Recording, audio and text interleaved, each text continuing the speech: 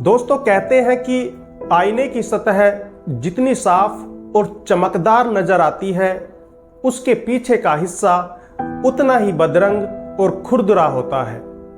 सूचना सेठ की जिंदगी भी उसी आईने की तरह थी, आगे से चमकदार और पीछे से बदरंग। सूचना सेठ के अंदर अपने पति से नफरत और बदला लेने की भावना इस कदर भरी हुई थी कि वह अपने 4 साल के मासूम बेटे का कत्ल कर देती है।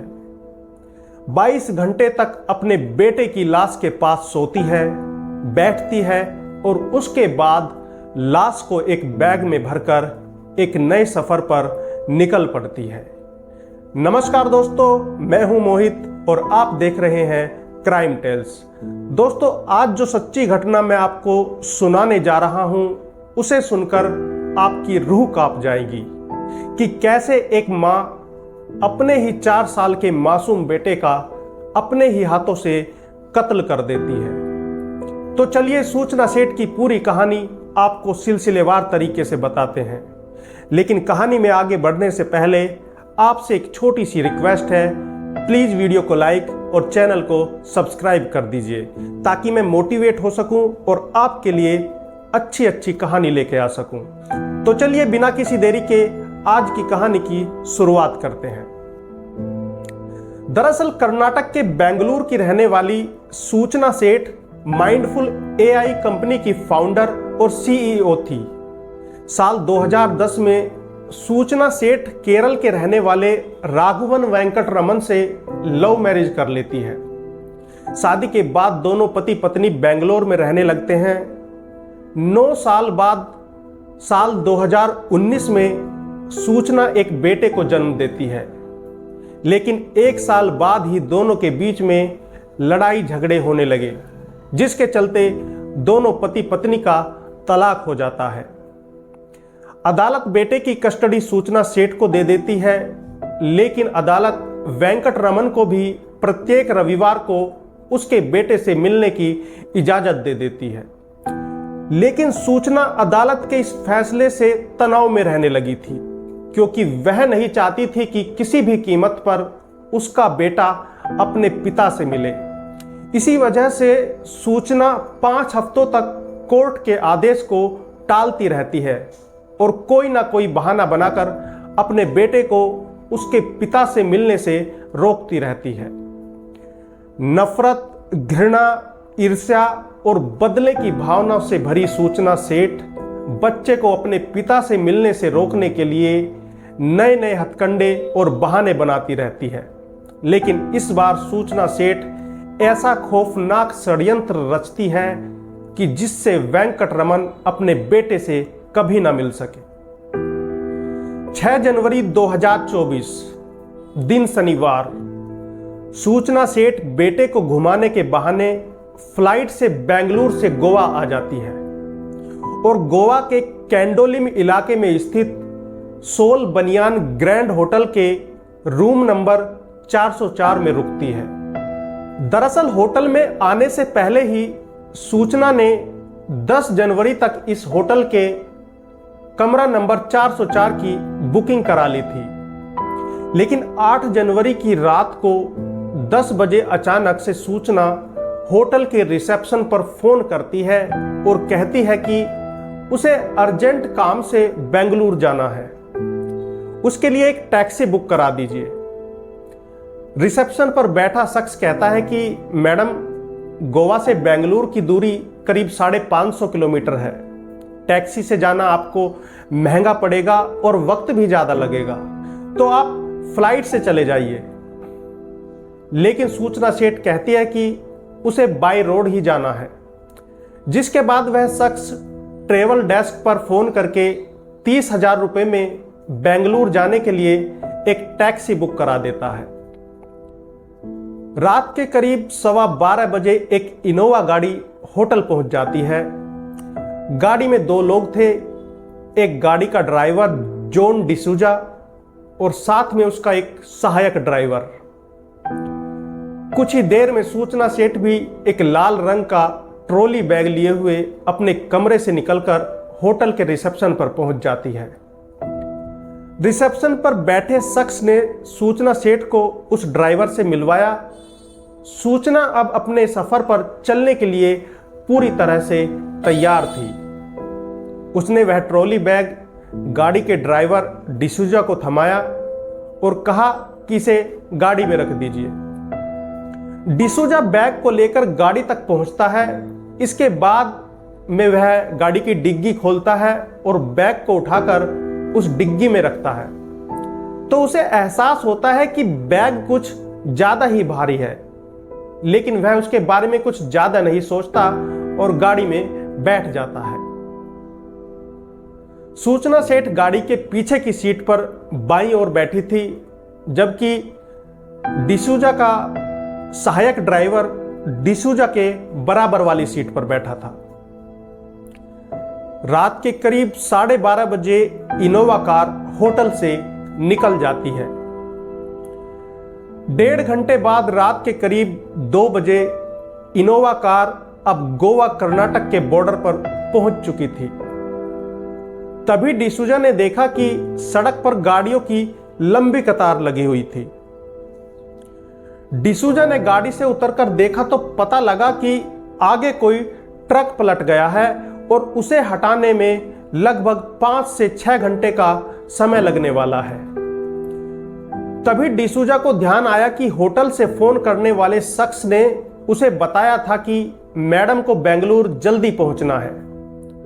डिसूजा को लगा कि वह अब मैडम को बेंगलुरु जल्दी नहीं पहुंचा पाएगा।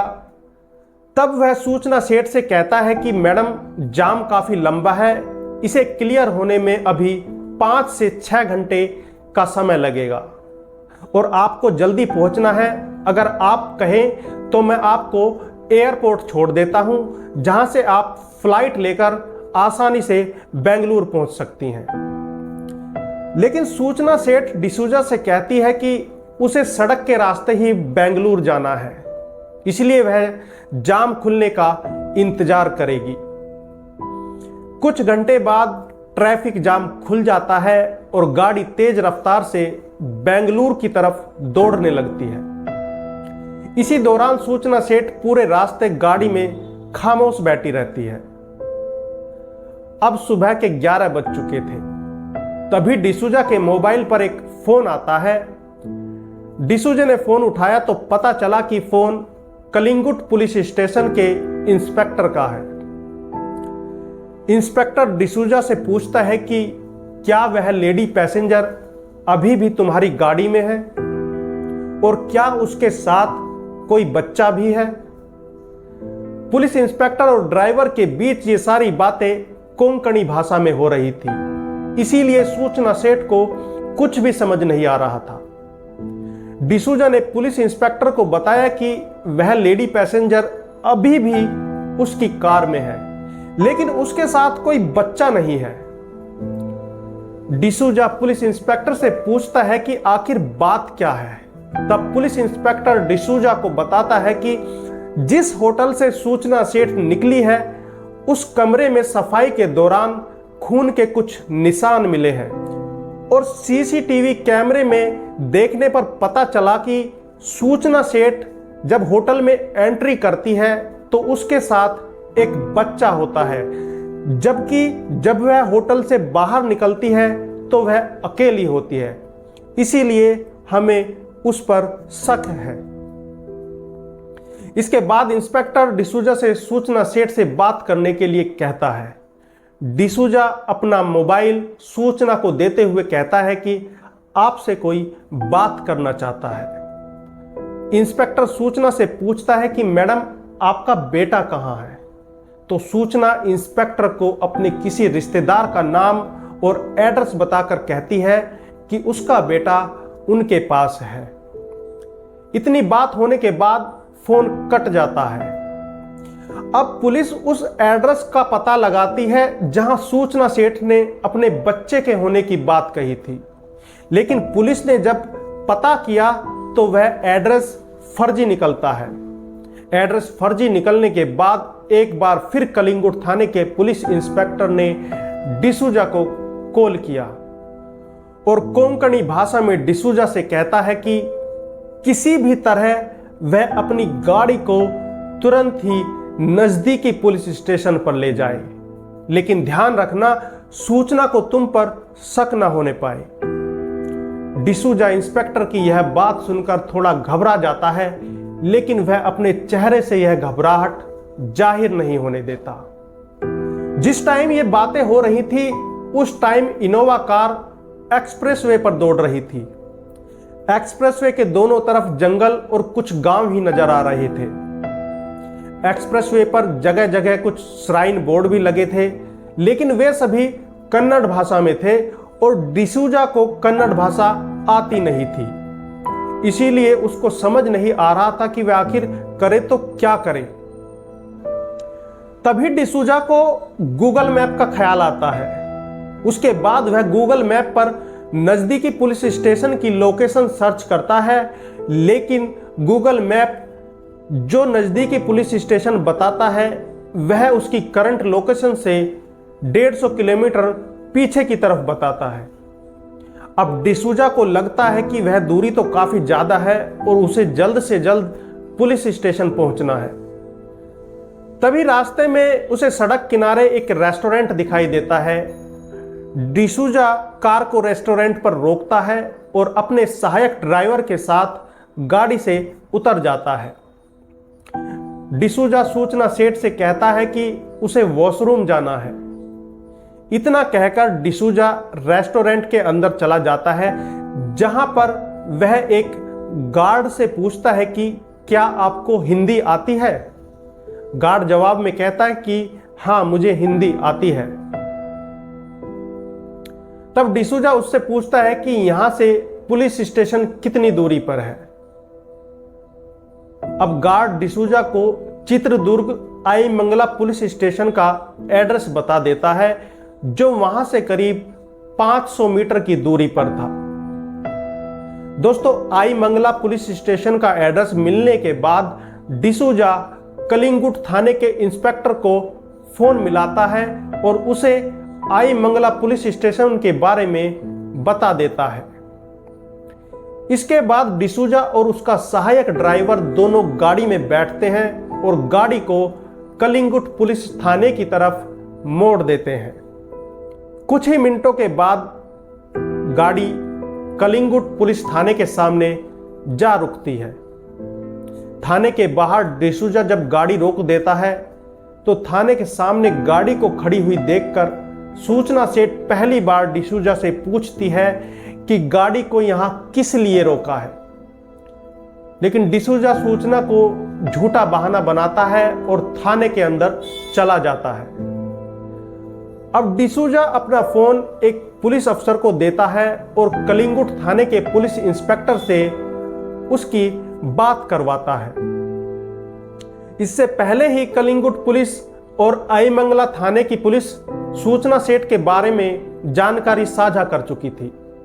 आईमंगला थाने के इंस्पेक्टर अब इनोवा कार के पास आते हैं और सूचना को गाड़ी से उतरने के लिए कहते हैं। सूचना सेठ गाड़ी से उतरती है, लेकिन पुलिस वालों को सामने खड़े हुए देखकर भी सूचना सेठ के चेहरे पर बिल्कुल भी सिकन या खौफ नहीं था।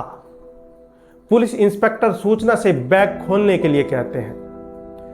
सूचना उस लाल रंग के ट्रॉली बैग को गाड़ी की डिग्गी से बाहर निकालती है। जैसे ही बैग को खोला जाता है, उसमें कपड़ों के नीचे ठुसी हुई एक बच्चे की लाश मिलती है।